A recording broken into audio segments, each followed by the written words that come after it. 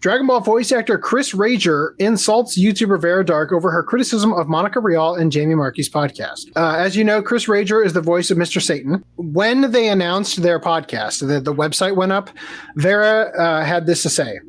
Nothing says, quote, I went through the most traumatic experience of my life more than launching a podcast to capitalize on those clicks.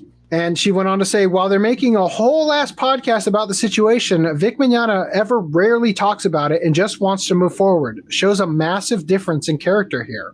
Right. Then after listening to it, she said, it's a laugh fest, like friends were talking about their favorite hobby, enjoying their time together. Comes across like a massive joke when they're supposed to be talking about an extremely serious situation. As I said in my video on the topic and in this thread, she's replying to somebody, people do voice their traumatic experiences online, and I think that is perfectly fine. But in the first podcast episode, they're laughing like it's a big joke and it's extremely unprofessional. They weren't treating it like they were voicing this awful trauma they went through for others to listen to and raise awareness. People laughing about traumatic experiences about a traumatic experience comes across terribly. So then Chris Rager comes in and says, the most traumatic thing in my life is your hair and your overall cuntiness.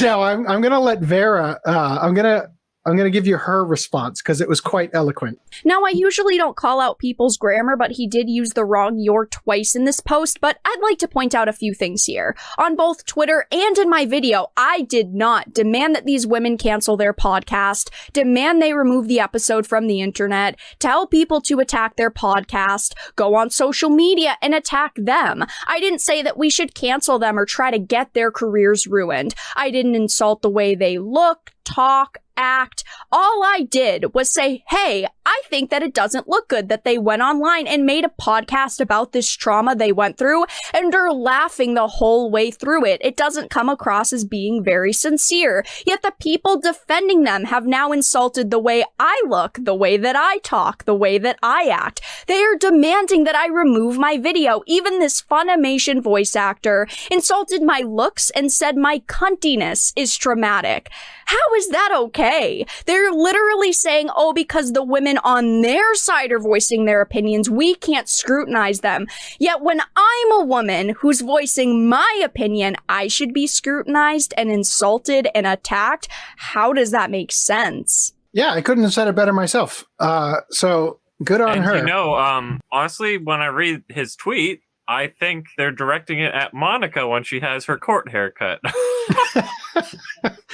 So she replied to that statement here about it being her overall cuntiness.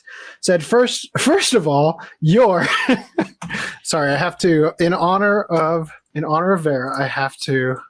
There you go. All right.